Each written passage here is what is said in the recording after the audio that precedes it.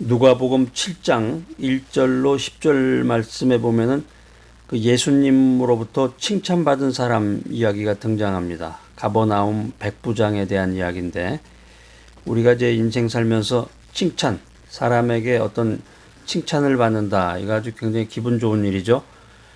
뭐 칭찬을 하면 고래도 춤을 춘다, 이런 이제 우리가 책도 읽은 적이 있는데, 여러분 어떻습니까? 최근에 어떤 사람으로부터 칭찬받은 기억이 있나요? 우리가 믿음 생활하면서 사람에게 칭찬받는 것 아주 좋습니다. 그런데 정말로 귀한 일은 주님으로부터 칭찬을 받는 일이다 하는 것입니다. 왜냐하면 이 사람의 칭찬이라는 것은 오류가 많고 자기 중심적인 칭찬이지만, 주님의 칭찬은 완전한 칭찬이다라는 것입니다. 사람이 사람을 칭찬하게 되면 다 뭔가 이게 대가를 바라고 하는 경우도 많고 오류가 많다는 거예요. 그런데 믿음 안에서 우리가 말씀 중심, 기도 중심의 인생을 살아가는데 주님이 나를 칭찬한다, 이거야말로 인생 최고 완전한 칭찬이다라고 하는 것입니다.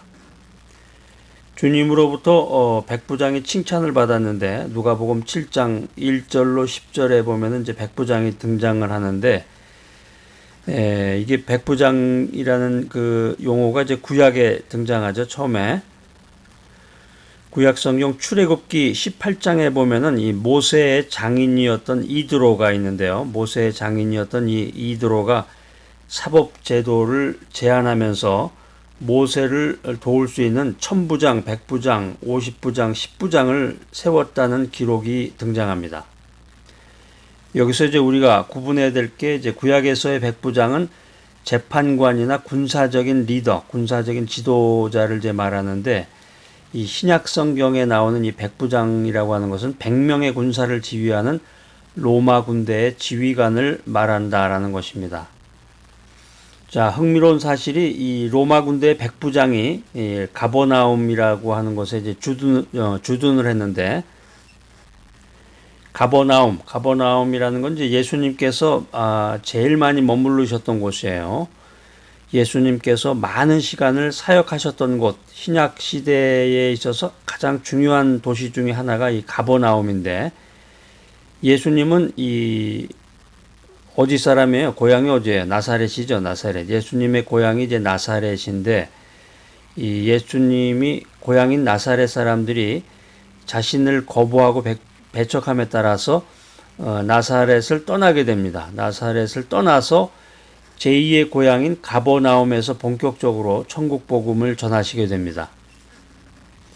우리가 이제 자기가 태어난 곳이 있는데 그것을 이제 고향이라고 하고, 또 자기가 오랫동안 이제 머무르면서 성장했던 곳, 자기의 그 뜻을 펼쳤던 곳, 비전을 이뤘던 곳, 그것을 이제 제2의 고향이라고 하는데, 예수님의 고향은 나사렛인데 태어난 곳이 제2의 고향이 가버나움이었다라고 하는 것입니다. 그래서 예수님이 나사렛을 떠나서 제2의 고향인 가버나움에서 본격적으로 천국 복음을 전하셨다라고 하는 것입니다. 가버나움이 예수님의 갈릴리 전도 사역의 중심지인데, 예수님이 아주 많은 기적을 베푸신 곳으로 성경에 소개되고 있습니다. 그런데 많은 기적과 가르침이 베풀어졌음에도 불구하고 이 가버나움의 이 성읍의 주민들, 이 가버나움 사람들이 복음을 받아들이지 않았다라고 하는 것입니다. 이게 이제 마태복음 11장에 보면은 이 내용들이 이제 나와 있는데, 예수님께서 이 가버나움의 철저한 멸망을 예언하실 정도로 예수님이 이제 실망하신 거죠. 예수님께서 자신이 제2의 고향이라고 생각할 만큼 이 가버나움에 많은 투자를 하고 이제 많이 머무르시고, 시간적으로 머무르시고 엄청난 그 기적을 베푸셨음에도 불구하고 가버나움 주민들의 마음이 열리질 않았다. 그래서 예수님께서 가버나움의 철저한 멸망을 예언하셨는데, 이게 이제 마태복음 11장 23절, 24절에 보면은 이 내용이 기술이 되어 있습니다. 그래서 실제로 오늘날 이 가버나움이 예수님의 예언대로 폐허가 되어서 아주 버려져 있습니다.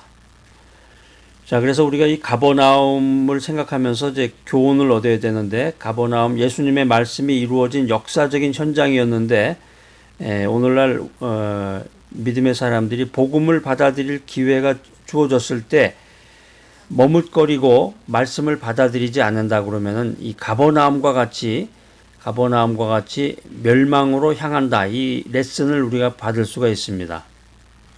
자, 여러분들 어떻습니까? 여러분들의 믿음은 어떻습니까? 여러분들의 믿음이 정말로 하나님만 의지하는 믿음인가? 의학용어로 플래시보 효과라는 말이 있습니다. 이 플래시보 효과, 플래시보 이펙트, 플래시보 효과라는 건 이제 아무런 효능이 없는 약을 감기약이라고 믿고 먹었는데 감기약의 효력이 나타나서 치료가 됐다. 이제 이런 말이죠.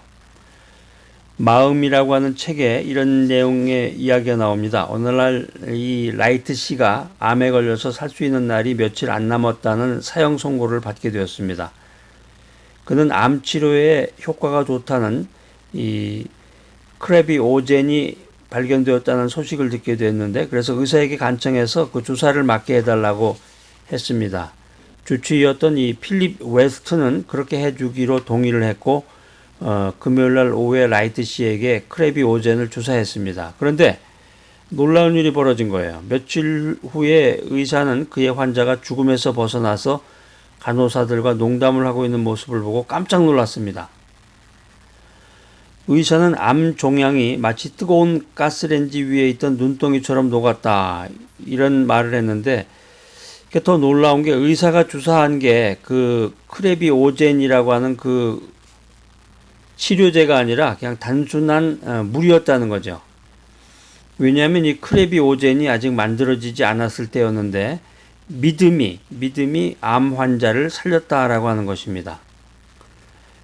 플라시보 효과의 반대 개념이 노시보 효과인데, 노시보 효과, 나빠질 거라고 믿으면 계속해서 더 나빠진다는 거죠. 건강한 할머니한테 이 의사가 이런 얘기를 합니다. 할머니 죄송하지만 할머니 이제 이번 달 넘기기가 힘들겠어요.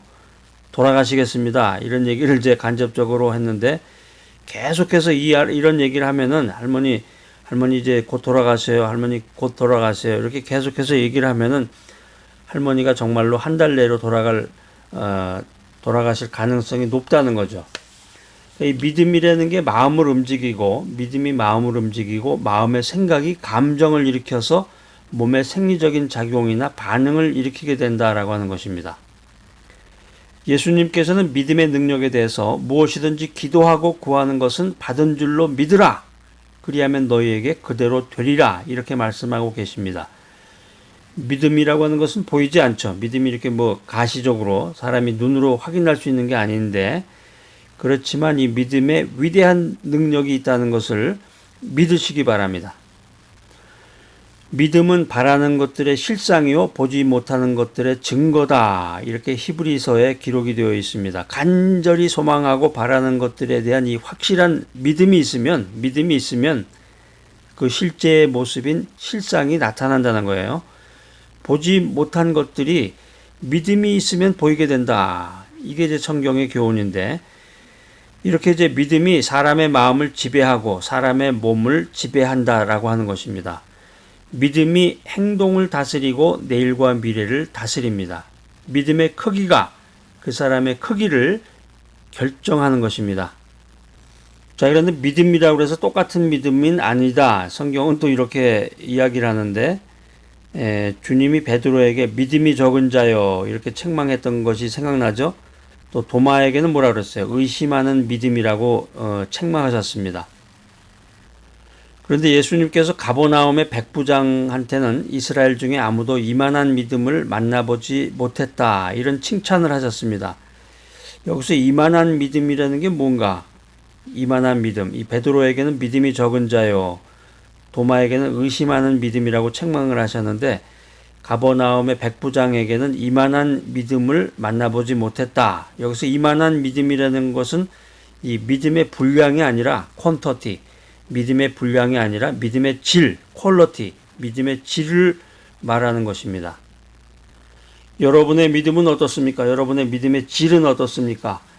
무엇이든지 기도하고 구하는 것은 받은 줄로 믿으라. 그리하면 너희에게 그대로 되리라.